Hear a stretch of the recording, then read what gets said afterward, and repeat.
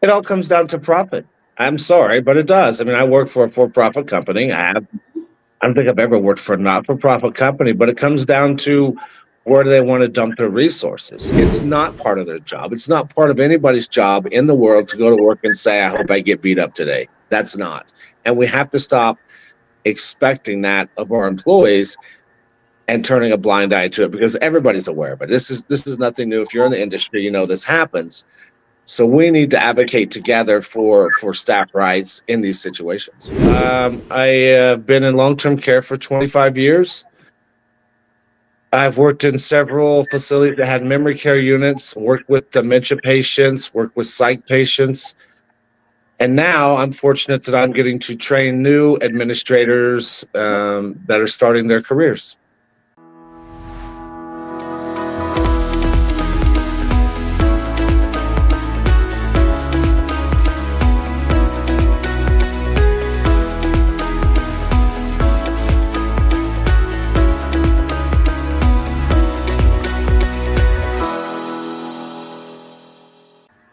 Hello, everyone. Thank you once more for joining us again with the All Mercy Psychiatry and Integrative Care podcast today.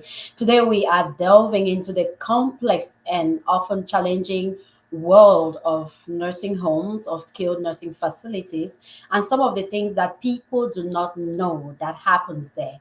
We'll limit our focus today on a critical issue that it can impact both residents and staff: navigating violent behavior in long-term care. Working in long-term care or in skilled nursing facilities, providing compassionate care to individuals who often have complex and psychological needs can also necessitate another characteristics that we do not know exist: violence in a safe place, in a confined place, in a structured environment, in a caring place, yet there is still violence. Our primary goal is to create that self place and to explore more what is going on and how this violence may lead to some vulnerabilities and how are these addressed. We have none other today than Mr. Kenny Welch, who has been in long term care for over 25 years. I'll let him introduce himself. Mr. Kenny, welcome. I Thank appreciate you. Thanks for you having so me. much and I honor you so much for being a part of this podcast today. Thank you so much for being here. Who are you and what do you do? I'm Kenny Welch. I have been in long-term care for 25 years. I've worked in several facilities that had memory care units, worked with dementia patients, worked with psych patients. And now I'm fortunate that I'm getting to train new administrators that are starting their careers. Oh, that's good. You're training administrators. We will dive immediately. Can you share some specific incidents of violent behaviors that staff members have encountered in your experience as a nursing home administrator? Sure. One particular instance was a brain injury patient, traumatic brain injury patient that just, for no apparent reason, just attacked one of the nurses. Mm, Um, we did what we had to do, separated them, sent him, out for an evaluation. Unfortunately, there's not facilities to handle traumatic brain injuries. But that nurse, obviously was injured, and we had to send to the emergency room to get checked up on. And there's several psychological effects also that came from that attack from that resident. right. Do you see the attacks more towards residents or more towards staff? I think it depends on the situation. In some instances, in memory care units, it's sometimes patient to patient. Yeah. But also, we have an obligation to report the patient to patient Mhm. incidences to the state, but the patient to staff incidents are just unfortunately has been an accepted practice in this industry for years. Like There is no policy that accepts that, but we kind of see it go under the shadows, not being addressed enough. And I think I shared a little bit of this with you. I have worked in, it was not a memory care unit, it was not even a dementia unit, it was just a geriatric psych unit. This lady who attacked me was oriented, alert, times five, times 100, was just there to on how to manage her anxiety.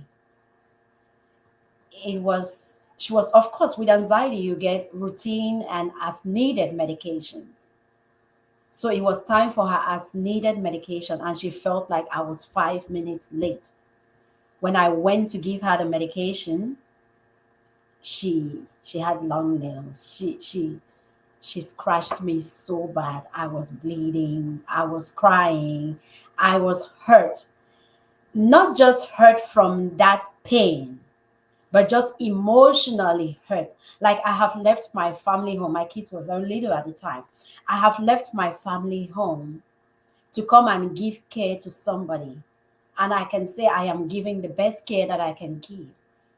And I am giving your care, and the appreciation I get is that I am 5 minutes late and you are hurting me. And it's not even I was 5 minutes late. When they say as needed every 4 hours, even though educated several times that you have to ask for it, she just feel like because I got it at 8, I am supposed to get it again at 12. You have to ask for it. So when you ask for it, we bring it to you, and you're telling me I am 5 minutes late. So the emotional hurt was more of the burden. And now I'm transferring to employee health. I'm being taken care of, and I'm going home. And I did not feel like I was supported by my manager or my supervisor. They expected me to just, oh, okay, you went to employee health, you got tetanus shot, come get your key, back on duty. And nothing was done to the patient. Like nothing that I know of was done to this patient. And that is where I think we are lacking a lot. I agree, and I think also. Taking I'm care of the sorry. staff. No, that's why are we taking care of the staff is the question that I want to ask you. I think we need resources. I think we need resources, mental health resources, and nobody goes to school to be a nurse, to be a CNA, to be a doctor, to say, "Gee, I hope I get attacked at work today." No. And I think for so long, and not just in nursing homes and healthcare in general, the staff are just expected to take it and go back to work. But what about the staff that are injured? What about the psychological effects of being attacked? Mhm. And we're talking about instances where you were able to go back to work, the nurse was able to go back to work. There's much worse instances in healthcare that have Mhm. happened where they're not able to go back to work, or it resulted in somebody's death. There are instances that medical providers, a doctor has died in a psych unit. Right. Mhm. And it's a big loss to the family. And it's always funny how when we want to adjust care plans, we are thinking of what the caregiver or the care provider should have done. Right. And, and it's nothing there that makes the patient feel responsible. Exactly. And even in instances where we've called the police when a staff member has been attacked, or even a resident, the police don't know what to do with them. They can't take care of them. So really, there's not a good system set up to protect the employees and the staff and hold those residents accountable. And I think in instances of dementia and Alzheimer's, it gets a little more difficult because they don't really realize what they're doing. Absolutely. But in some instances, they do. So we have to do more to protect the staff. In my instance, they knew what they were doing, but in many instances, they have dementia, they are aggressive, they don't know what they are doing, especially when it is intermittent. Now they are fine, the next moment they are not fine. How do we handle that? How do we take care of that? Which leads me to my next question. How have these incidents impacted on the mental health and well-being of the staff members that you have worked with? I think it's been significant. I think that the frontline workers, the CNAs, the nurses, it's significantly impacted them. And some of them, it's driven them out of the industry to where they don't want to work anymore because it's just not worth their life. And unfortunately, for the little bit of money that we pay them, CNAs in most states aren't paid near what they should be. They do a majority of the work to take care of the patients, Mhm, and even the nurses that don't get paid enough to take care of the patients as well. mhm, And so I think that we just have to make sure that we are able to provide protections for those staff members. And I think we're going to have to, as an industry, say we can't take care of violent patients, and that's unfortunate. mhm, And I wish there were resources to send them to, but we just can't. If you're managing a nursing home or a memory care unit with fragile, frail, elderly people, mhm. it's dangerous. It's It is. dangerous and And scary. remember how you realize that sometimes it's not that, even I don't know how you put it, like we don't have the resources or the capability at this time to take good care of this patient, but it may come off like you're picking and choosing and they don't want to send you patients anymore, like you're denying some patients. I think we should get to that point where we are able to say, I cannot meet this patient's needs at this time, and not be Right. rebel. Mhm. And I think, unfortunately, because we're mostly a for-profit industry, Yeah. the owners unfortunately care about the bottom line more than they do the staff. So I think as leaders in this industry, we have to take it upon ourselves to find ways to not take patients that we know are going to be a harm to our staff, and it's going to take a long time to get that mentality changed. Whew. Are we giving care or are we making profits? It's the bottom line.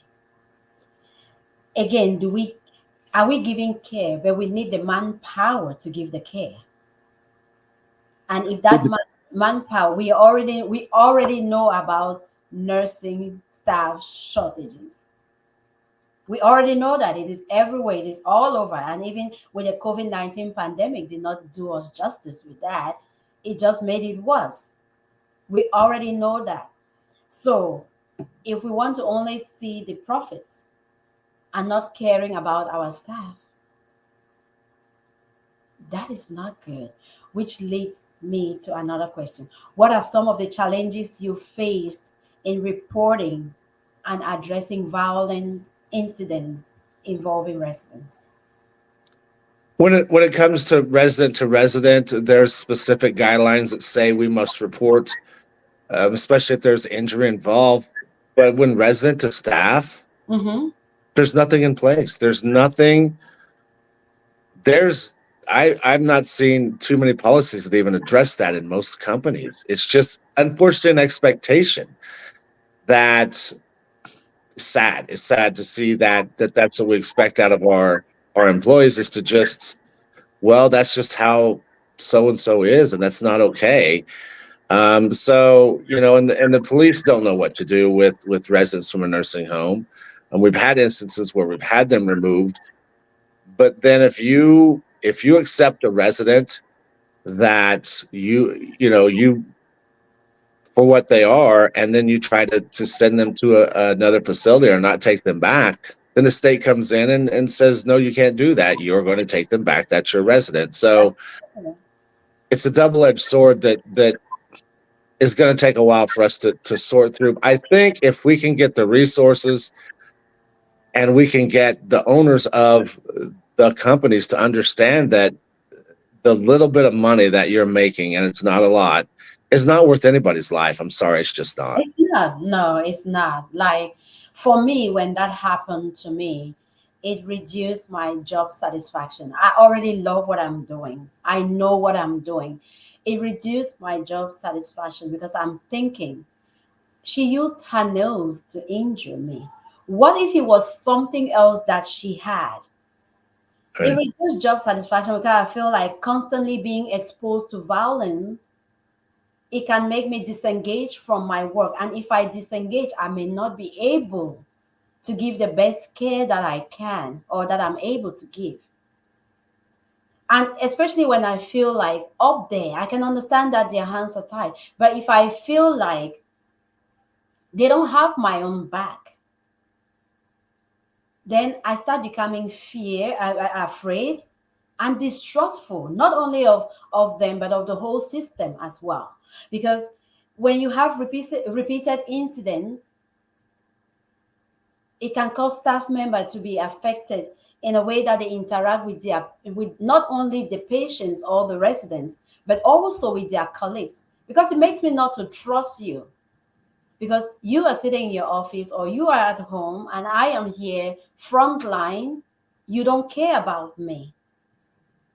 And I think that that day was also a motivating factor for me to say that, okay, I choose not to be in this situation for a long time anymore. What are my options?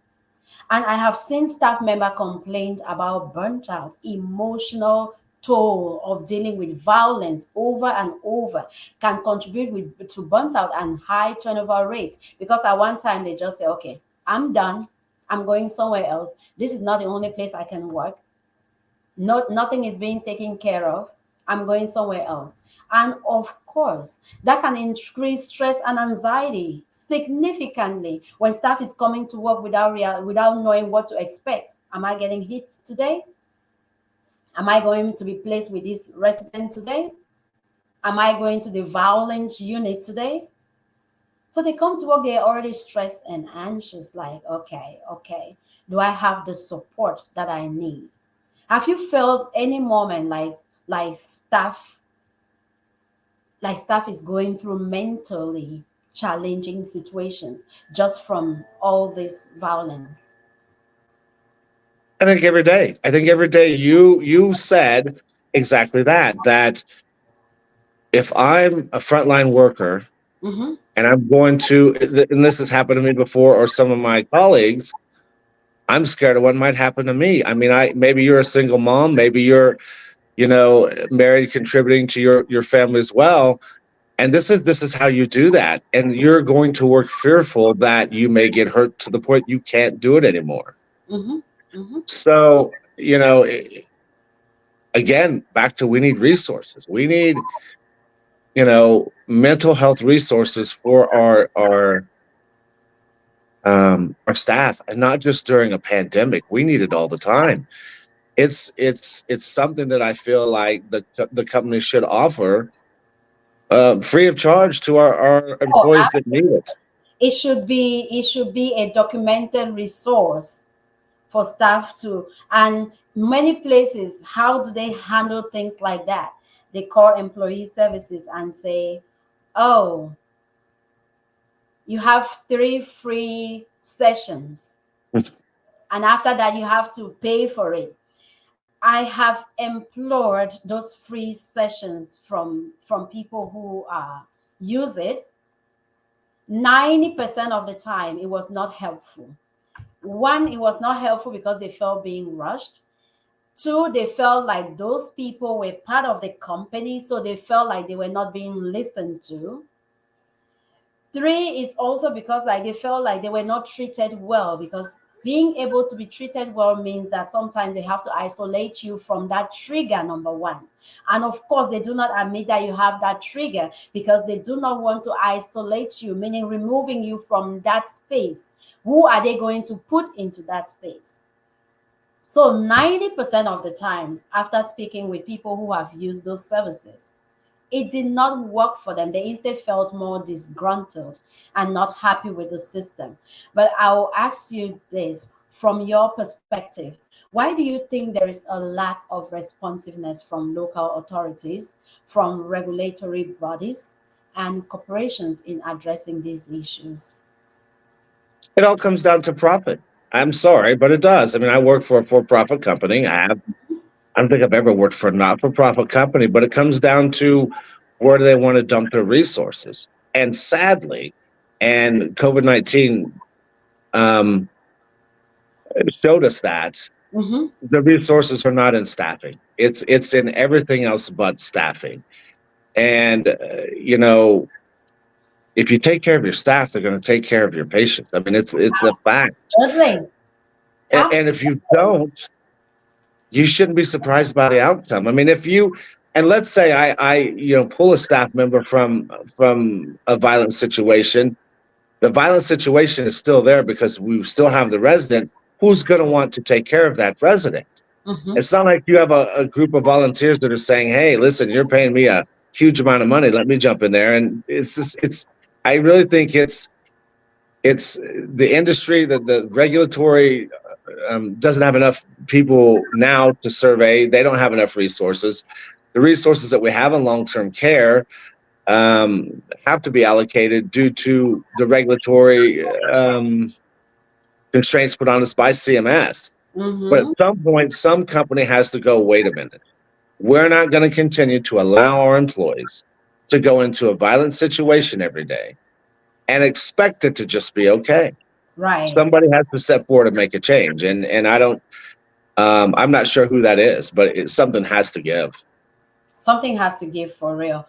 And in all our podcasts, I think this is a good time to come up with our original quote. We always come up with our original quote with our podcast to see how it reflects on what we are talking about or on who we are talking about.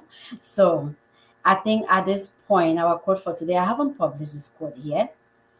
How do you love vulnerability? How do you treat vulnerability? And is it something you can measure? Can you measure? The staff is left very vulnerable, very, very vulnerable. How do we care for them? How do we love them? How do we treat them in those moments? Do we treat them by underreporting? We are not even reporting. Do we treat them by not really documenting the burdens that they go through and just expecting them to keep consuming this violence, especially from patients that are alert oriented times three? They have no mental memory demented diagnosis. They are like me and you. Are we teaching these patients that they have all the rights over this staff? Now, our policies are clearly inadequate. Is that the way we are treating our vulnerable staff? By not putting adequate policies that are consistent? Are we treating them by not giving them the support that we know that they need? And this support, I don't, policies are not in place, yes, but they don't even get the support from the colleague, from the management, or from the supervisor. Like I told you, in my case, it was not even 15 minutes later, they were looking for me. Like, come get your keys. Emotionally, I was not even in a space to serve my patients. But all I heard was, come and get your key and continue your work. So I was just a robot, expected not to have feelings, not to feel the pain, not to even feel emotional like something had happened. It was normal. So we have normalized violence in our facilities. That is wrong. I did not need, or we do not need any policy from CMS or from the state or from federal to come and say, this is how you treat your staff. It is just a humane consideration. Like, I see someone hurting. If I was in their shoe, how would I feel? Even just to say, are you okay? Take a deep breath. Do you want to eat something? Do you feel like cry? Let it out. Even just to say, what else is there to do? Let me help you do it. Nothing. It's, where are you? Come and get your keys. Because it is It is a normal thing. Nothing out of the extraordinary has happened. So, based on your experiences, Mr. Welch, what improvements or changes, this may even be related not just to your work, but in general, would you suggest ensuring the safety and well being of staff members?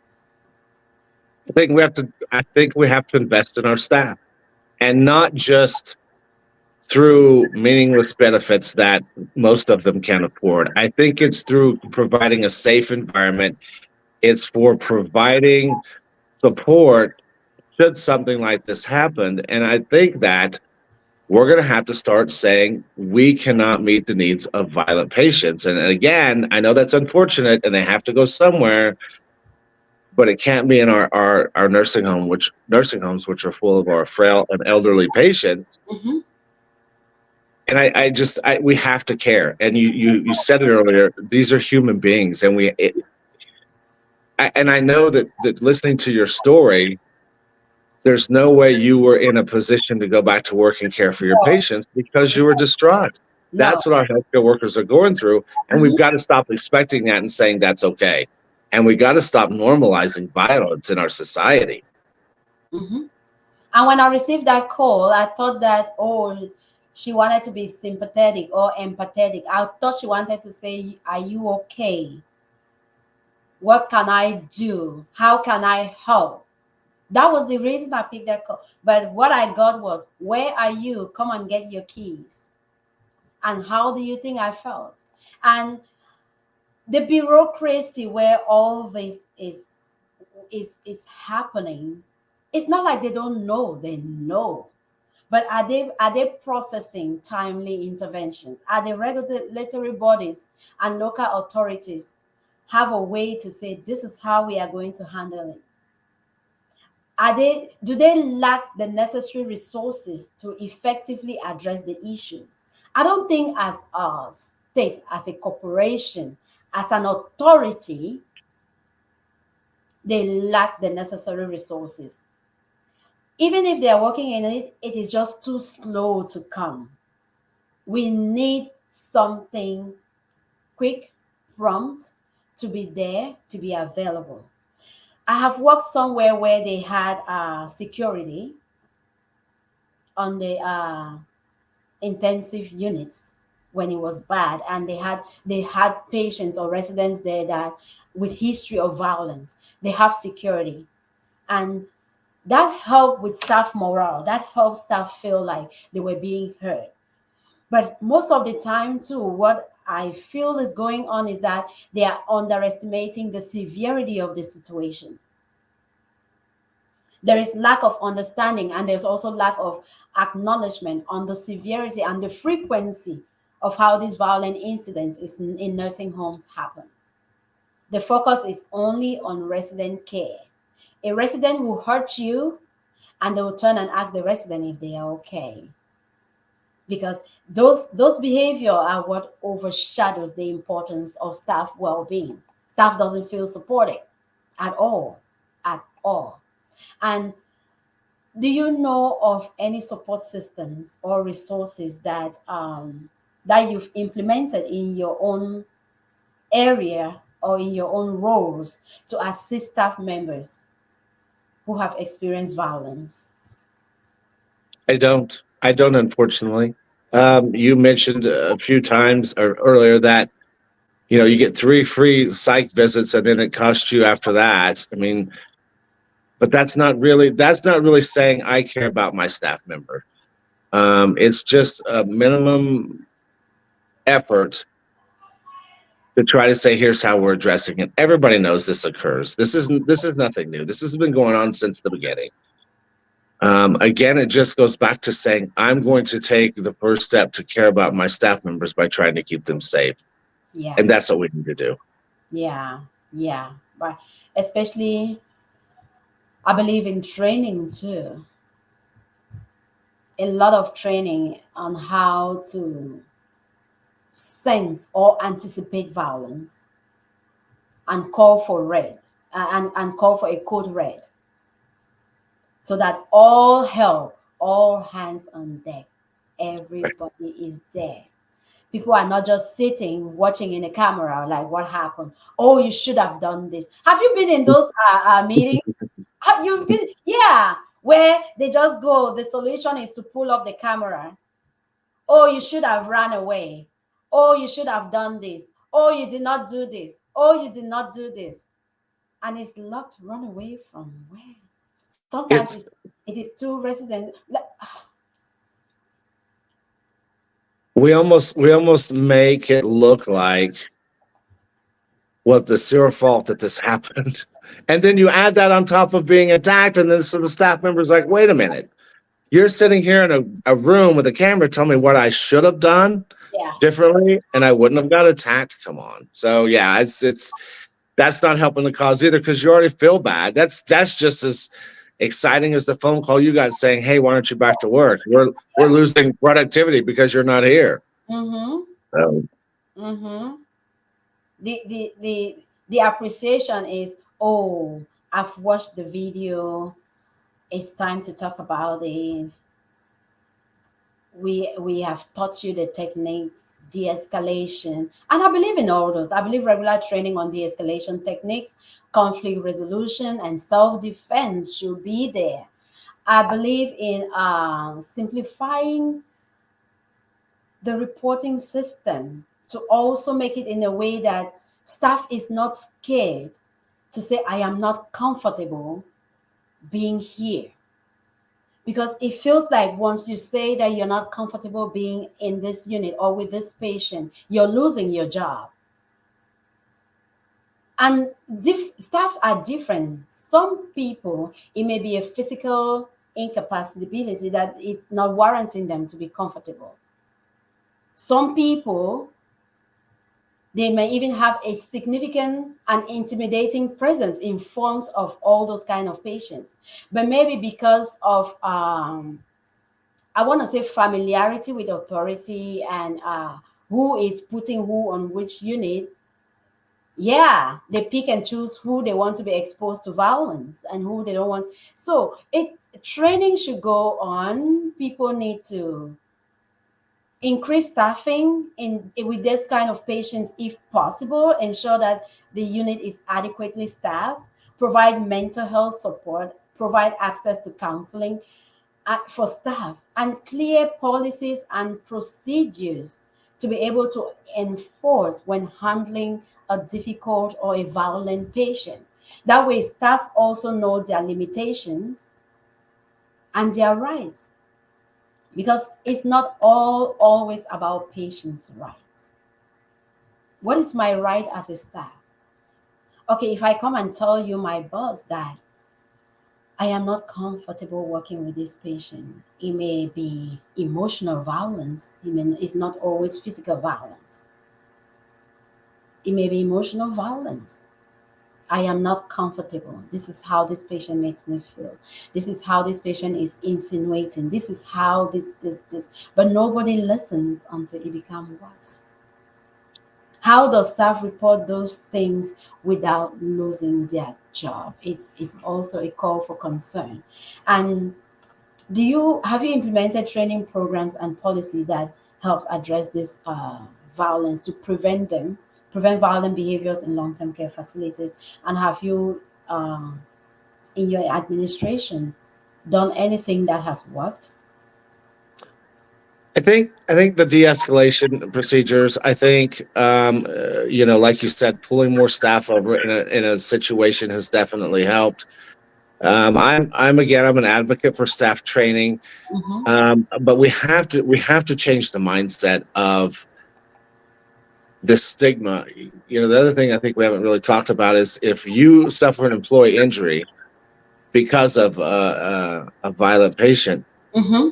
then you're made to feel like you're not an adequate person to that organization, because now you're on maybe some sort of limited ability that you can do. In all actuality, it was because of your work, the work that you do, that caused this to happen. So it wasn't like this was the employee's fault.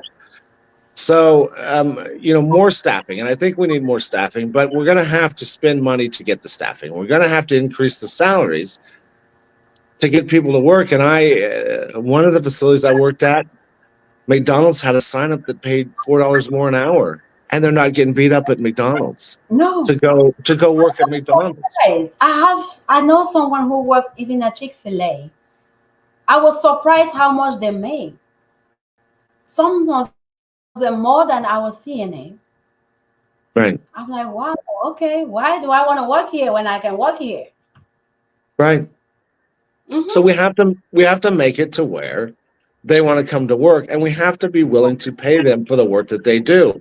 And let's be honest, the CNAs and nurses are the ones that are making us the most money because they're taking care of our patients. Why aren't we investing in those folks? Housekeepers, dietary aides as well. We are not investing in them. We are Our appreciation is to buy them donuts and coffee and bring to work. That's Here's even some pizza. Here's some pizza. Good job.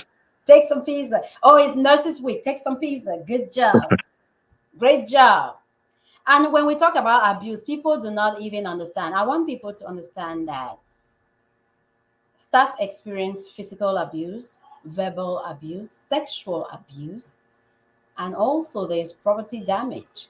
I've seen many instances where they hold a staff. That's why in some of those units we don't even allow jewelry or anything. They pull out the earring, pull out your date, pull out your hair, and it's a lot that is going on that people do not know.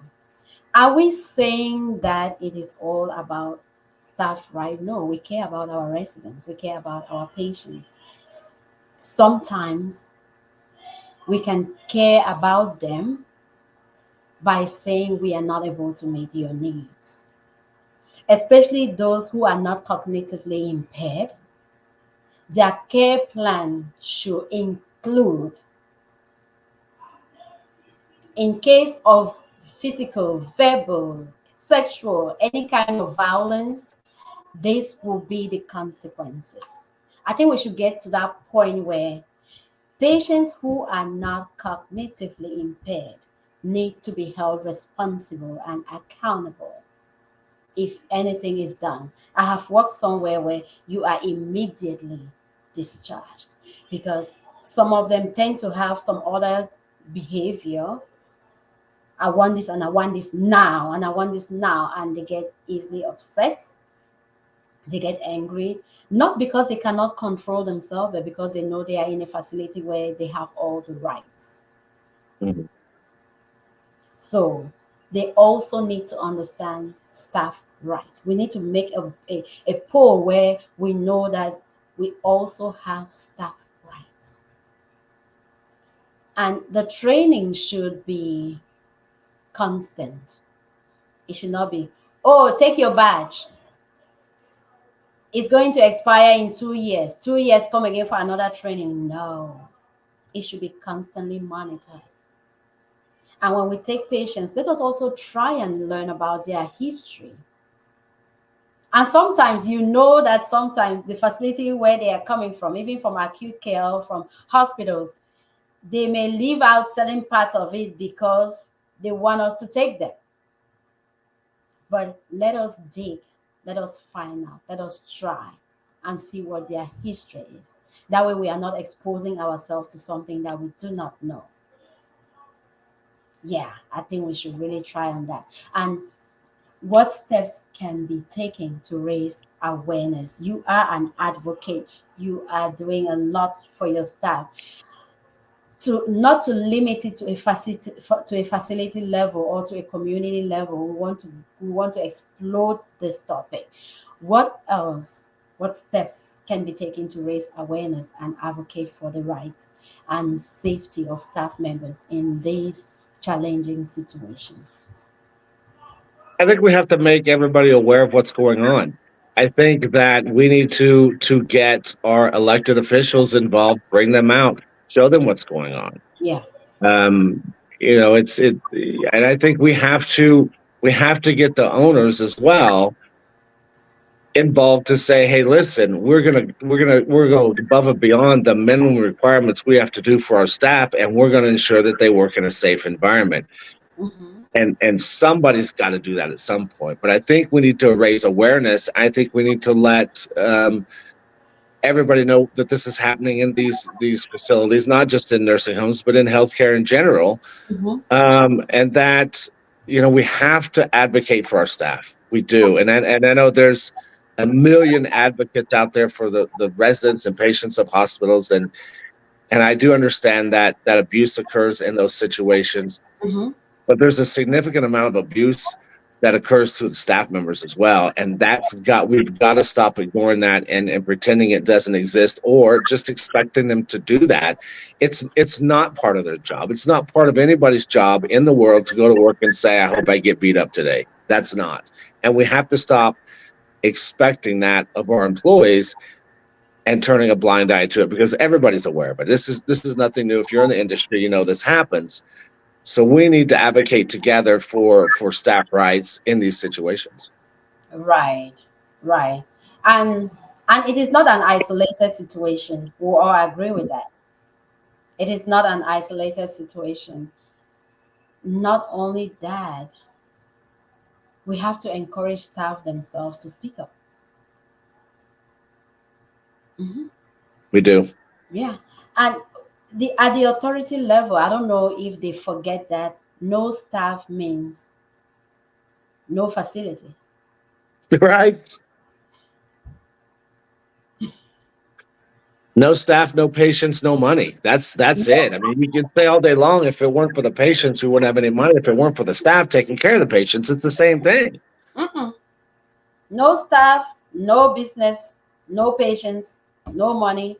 And even if it is very crucial to have the right staff, because even if it's not like the nurses can go home and you can just go get someone from another department and say, oh, come and give medication. They are not skilled for that job. They are not qualified for that job.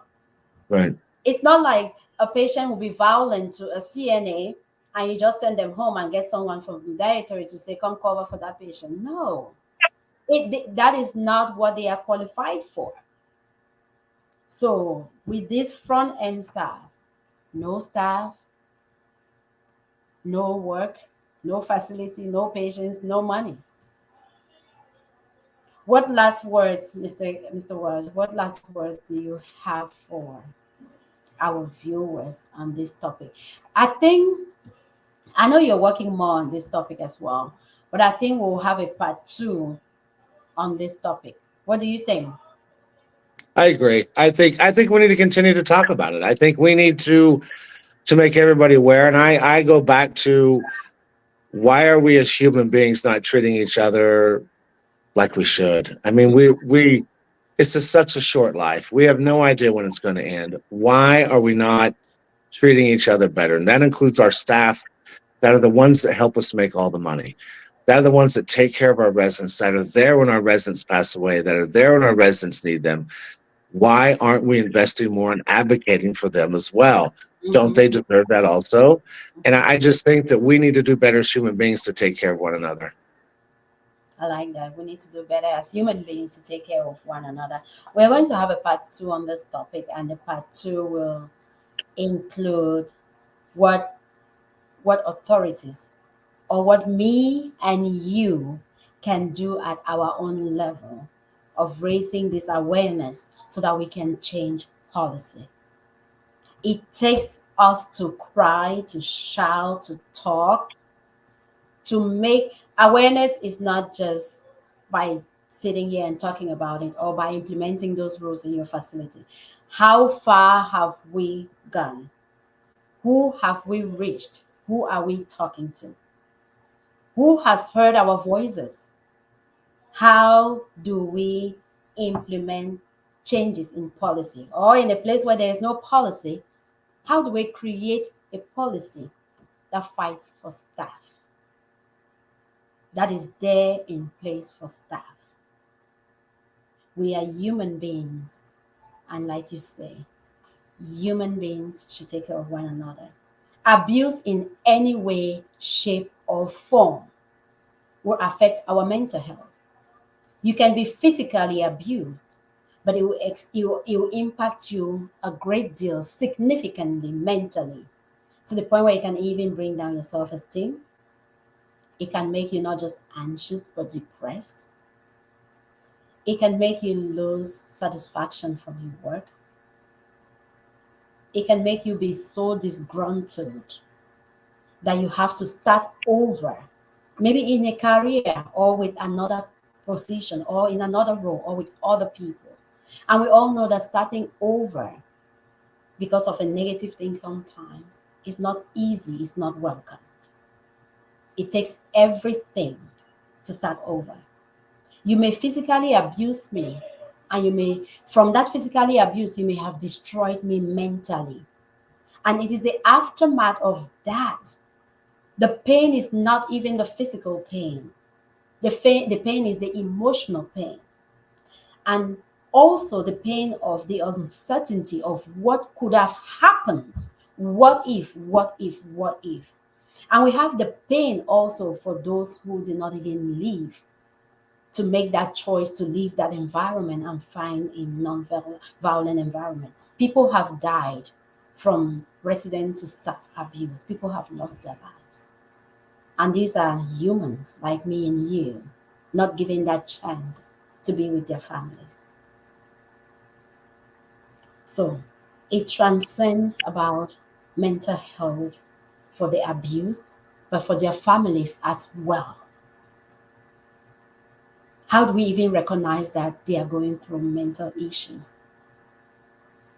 Because we have normalized violence in our facilities. So it should stop one way or the other, because it is affecting our mental health. And what is our health without our mental health? What is our health without our mental health? We will stop here. We will have a part two coming up. Thank you so much for being here, Mr. Welch. Thank you for having me. I appreciate you. Thank you so much. And this is not something that we'll talk today and end today. It is a continuing thing until we see a change, until we see that staff is being protected. Mental health issues are not something that we talk one time and stop. It is a journey. Let us take the wheels and ride well together, calling all of us advocate together. Thank you so much for watching. We expect your questions. We will answer them as best as we could. And any other concerns or experiences to be shared, feel free. Thank you so much for watching.